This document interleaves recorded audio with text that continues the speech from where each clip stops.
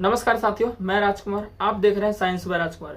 इस वीडियो में हम बात करेंगे पॉइंट्समैन की क्या जॉब प्रोफाइल है, सैलरी क्या मिलती है, काम कितना करना पड़ता है, क्या पॉइंट्समैन की जॉब लेके कोई अच्छा स्टडी करके दूसरा एग्जाम में जा सकता है और इसमें प्रमोशन क्या क्या है। इन सारी चीज़ों के बारे में इस वीडियो में हम बात करेंगे, ठीक है ना। इससे पहले मैं आपको कुछ इंपॉर्टेंट बातें बताने वाला हूँ। अगर आप साइंस की तैयारी कर रहे हैं, ऑब्वियस सी बात है, अगर आप ग्रुप डी में अगर आप सिलेक्शन लेना चाहते हैं या एनटीपीसी में लेना चाहते हैं तो साइंस आपका मजबूत होना चाहिए। एनटीपीसी में तो ज़्यादा साइंस नहीं पूछा जाता है। सीबीटी 1 में ज़्यादा से ज़्यादा 7 से 8 साइंस पूछे जाएंगे और मेंस में ज़्यादा से ज़्यादा 10 पूछे जाएंगे। यानी कि एनटीपीसी में ज़्यादा वेटेज तो नहीं है, लेकिन आखिर साइंस पूछा जाता है तो कहीं ना कहीं नंबर हमें बनेगा। लेकिन ग्रुप डी साथियों जो है उसमें आपका 25 नंबर का साइंस है, तो बिना साइंस के आपका कुछ भी नहीं होने वाला है। और बहुत सारे ऐसे कैंडिडेट हैं, 2018 वाले ग्रुप डी आया, 19 वाला आया और अभी टेक्नीशियन आया।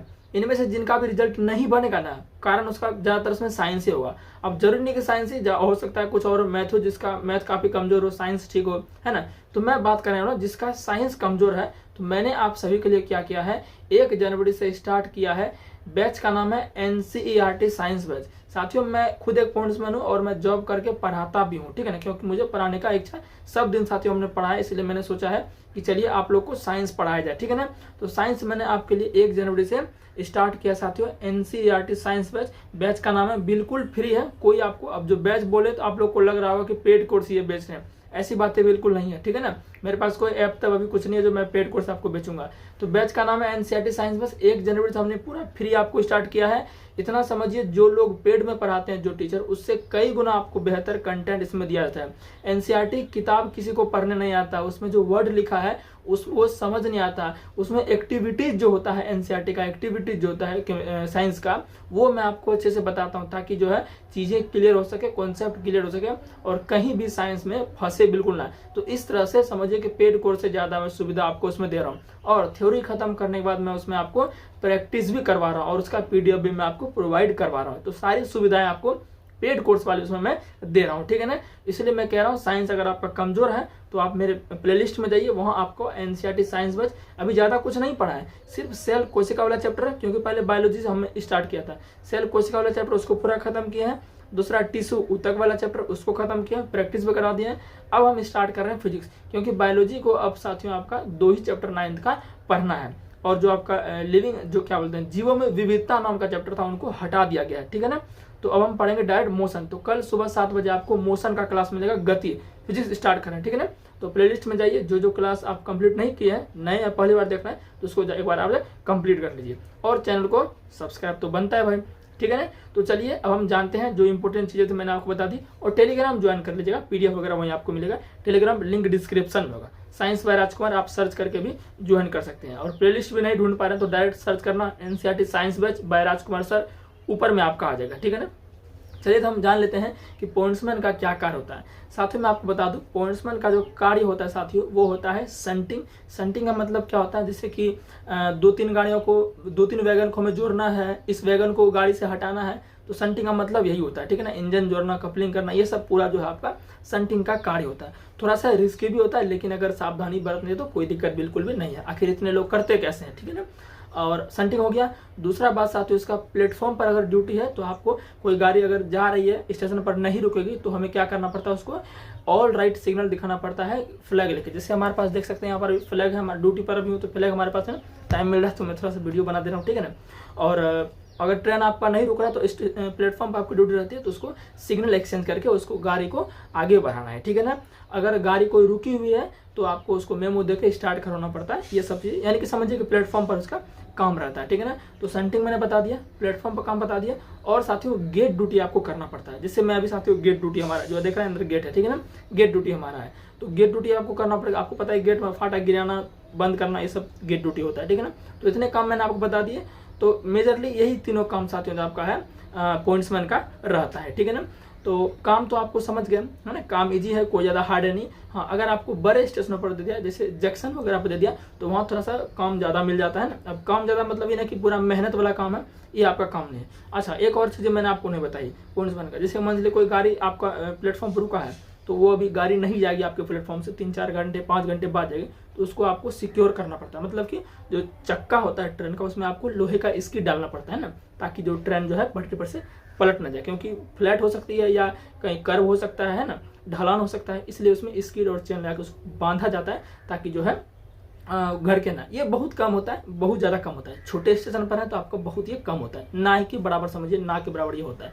समझ गए ना, ये चीज़ हो गया आपका। तो कार्य बच गया, तो मैंने आपको बता दिया। अब समझते हैं कि क्या आप जो है, अच्छा सैलरी के बारे में थोड़ा जान लेते हैं। सैलरी में आपको बता दूं, पॉइंट्समैन का ये आपका जगह जगह पर डिपेंड करता है। सिर्फ पॉइंट्समैन का ही नहीं, ग्रुप डी में जितने भी पोस्ट हैं सभी का साथियों आपका जगह जगह पर डिपेंड करता है। अगर बड़े बड़े शहरों में, जैसे चेन्नई में है, मुंबई में है, दिल्ली में है, कलकत्ता में है ना, इन सब शहरों में आपका है, तो आपका साथियों 30% HRA बनता है। क्या बनता है? 30% HRA बनता है। 30% मतलब बहुत ज़्यादा होता है, यानी कि बेसिक का 30%। ग्रुप डी का कितना है बेसिक पे? 18,000 है, तो 18,000 का अगर 30% करेंगे तो 5400 हो जाएगा। तो बेसिक पे आपका शहर पर डिपेंड करता है। अगर थोड़ा गांव देहात में आपका पोस्टिंग है, गांव देहात में रेलवे स्टेशन है, वहाँ पोस्टिंग है, तो आपको 10% HRA बनता है। कितना बनता है? 10%। जैसे 18,000 है तो 18,000 का 10% आपका 1800 बनेगा। अगर मान चलिए थोड़ा सा वाई सिटी में आते हैं, वाई सिटी मतलब थोड़ा सा अच्छा सा, जैसे अपना पटना आ जाता है, ठीक है ना, पटना वगैरह आ गया, और हम बात कर लेते हैं, बहुत सारे उतना हमको पता है नहीं। वाई सिटी का मतलब हो गया जिसमें जहाँ पर आपको 20% HRA मिलेगा, समझ गए? यानी कि वाई सिटी मतलब गांव देहात टाइप का नहीं होगा, शहरी टाइप का होगा, लेकिन उतना भी महंगा वो नहीं होगा, समझ गए ना। तो आपको 20% HRA मिलेगा, तो 18,000 का 20% 3600 मिलेगा, ठीक है ना। तो अब जो जहाँ पोस्टिंग है तो उसके अनुसार उसका HRA बनेगा। एक्स सिटी में पोस्टिंग है तो 5400 HRA बनेगा, वाई सिटी में है तो 3600, जेड सिटी में तो 1800 बनेगा, ठीक है ना। 18,000 बेसिक पे होगा। तो मैं आपको टोटल पूरा बता देता हूँ। नाइट ड्यूटी करिएगा, है ना, आपका TA बनेगा, तो ये सब मिला के TA को छोड़ देते हैं, ये सब बना के साथियों आपका ऑन एवरेज बता देता हूँ। अब DA 53% हो गया, महंगाई बता 53% हो गया, और ये बढ़ता ही जाता है, समझ गए। तो मैं ऑन एवरेज सैलरी बता देता हूँ पॉइंट्समैन का, कि आपका जो साथियों जैसे ज्वाइन कीजिएगा, तो ज्वाइन करने के बाद आपका जो है इतना समझिए कि 31-32 आराम से आपका बन जाएगा। कहाँ पर? अगर आप गांव में है, पूरा गांव देहात में, तो 31-32 आपका आराम से बन जाएगा, कोई नहीं काट सकता। अगर थोड़े से शहर में है तो आपका 2-3 हज़ार और बढ़ा दीजिए, थोड़े से और शहर में तो और बढ़ा दीजिए। अच्छा, ये तो बेसिक मतलब कि सैलरी हो गया, आपका इतना बनेगा। अगर मान चलिए आप कहीं अपने स्टेशन छोड़कर दूसरे स्टेशन पर ड्यूटी करना चाहते हैं तो उसका अलग से TA बनता है। अगर एक दिन दूसरे स्टेशन पर करने गए, यानी कि 8 किलोमीटर से दूर गए करने, तो आपका एक दिन का 625 रुपये बनता है। मान चलिए 10 दिन अपने स्टेशन पर नौकरी ना करके दूसरे स्टेशन पर जाते हैं 8 किलोमीटर से दूर, तो आपका 625 गुना 10 कर लीजिए, तो इससे बहुत ज़्यादा सैलरी भाग जाता है, समझ गए ना। तो ये आपका सैलरी के बारे में मैंने बता दिया। अब मैं बात करता हूँ कि क्या पॉइंट्समैन की जॉब करके पढ़ सकते हैं, फिर मैं प्रमोशन के बारे में बताऊँगा, ठीक है ना। पर साथियों पॉइंट्समैन की जॉब करके आप आराम से पढ़ सकते हैं। ड्यूटी में इसका उतना जो है छोटा स्टेशन है, तो आप कोई दिक्कत नहीं, पढ़ सकते हैं आराम से। जैसे गेट ड्यूटी है, यहाँ भी कोई ट्रेन नहीं है, तो आप अच्छे से किताब लेकर पढ़ सकते हैं, स्टडी आप अच्छा कर सकते हैं, कोई दिक्कत नहीं। रूम पर भी जाएंगे तो आपको स्टडी अच्छा से कर सकते हैं, ठीक है ना। ड्यूटी आवर बता देता हूँ। अगर आप थोड़ा सा अच्छा खासा स्टेशन पर है तो 8 घंटे की ड्यूटी मिलेगी। अगर पूरा गाँव देहात वाला स्टेशन पर है तो आपको 12 घंटा ड्यूटी करना पड़ेगा। ये मैं जो सच्चाई थी मैंने आपको बता दिया, ठीक है ना। तो आपका ये काम भी हो गया। अब बात करते हैं प्रमोशन इसमें कैसे होता है। प्रमोशन के साथ ही मैं बात करूँ तो आप जब ज्वाइन करते हैं पॉइंट्समैन में, तो पॉइंट्समैन B होते हैं। 3 साल बाद साथियों आप पॉइंट्समैन A बन जाते हैं। जब आप पॉइंट्समैन A बन जाएंगे तब साथियों LDC का फॉर्म आता है, ठीक है ना। और LDC का फॉर्म केवल पॉइंट्समैन ही भर सकता है, तो ये बहुत ज़्यादा फायदा होता है। एक GDC आता है, GDC मतलब जनरल डिपार्टमेंट कॉम्पिटिटिव एग्जाम से, उसको सब पोस्ट ग्रुप डी का सब भर सकता है, तो उसमें बहुत ज़्यादा कंपटीशन रहता है। लेकिन LDC जो है ये सिर्फ पॉइंट्समैन ही भरेगा, तो कंपटीशन कम है। जो पढ़ता थोड़ा मोड़ा पढ़ने हमेशा पढ़ता रहता है तो उसका सिलेक्शन आसानी से हो जाता है। अब किस किस चीज़ में हो जाएगा? जैसे आप LDC से साथियों आप जो है TT बन सकते हैं, है ना, TT बन सकते हैं, ट्रेन क्लर्क बन सकते हैं, ट्रेन क्लर्क का वैकेंसी आता है डिपार्टमेंटल, वो आपका हो गया। आप स्टेशन मास्टर बन सकते हैं, है ना, गुड्स गार्ड, ट्रेन मैनेजर बन सकते हैं। तो ये सारी अपॉर्चुनिटी साथियों पॉइंट्समैन में होती है। 3 साल के बाद, 3 साल हो जाएगा तो आप पॉइंट्समैन A बन जाते हैं। तो ये सब फॉर्म अगर आएगा तो आप आसानी से भर सकते हैं और आसानी से बन सकते हैं। कोई ज़्यादा इसमें हार्ड है नहीं, थोड़ा सा पढ़ाई वगैरह हल्का फुल्का करना पड़ता है, ज़्यादा हार्ड भी क्वेश्चन इन सब में डिपार्टमेंटल एग्जाम में नहीं आता है। तो ये फायदा है कि सिर्फ पॉइंट्समैन ही LDC का फॉर्म भर सकता है और कोई नहीं भर सकता, समझ गए। तो प्रमोशन का भी मैंने आपको बता दिया, ठीक है ना। और क्या लगभग चीज़ तो मैंने आपको बता ही दी। और बाकी तैयारी कीजिए साथियों। पॉइंट्समैन का आपको पता है कि इस बार जो सीट आया है उसमें सबसे ज़्यादा सीट नहीं है, दूसरे नंबर पर सबसे ज़्यादा सीट है। पहले नंबर पर ट्रैकमैन का सीट है, 32,000 वैकेंसी में 5,000 प्लस आपका पॉइंट्समैन का सीट दिया है। और पहले नंबर पर ट्रैकमैन का सीट है 17,000, ठीक है ना। तो पॉइंट्समैन का सीट अच्छा खासा है। बाकी आप फॉर्म जब भरिएगा तो अगर आपको पॉइंट्समैन का अच्छा पोस्ट लगेगा तो आप भर सकते हैं। जैसे मैंने आपको बताया, उसके ये सब जानने के बाद आप भरना है तो पॉइंट्समैन पहला स्थान पर दे सकते हैं, नहीं तो दूसरे स्थान पर, जो आपका मन करे, ठीक है ना। और मैंने असिस्टेंट ब्रिज का भी आपको बताया था, ठीक है ना। बाकी साथियों मैं जो इसका क्या बोलते हैं, मैं आपको एक अलग से वीडियो लाऊंगा कि कौन सा पोस्ट प्रेफरेंस दे, ये चीज़ें मैं आपको एक अलग से एक वीडियो लाऊंगा, ठीक है ना। तो मिलते हैं नेक्स्ट वीडियो में, चैनल को सब्सक्राइब कर दीजिएगा।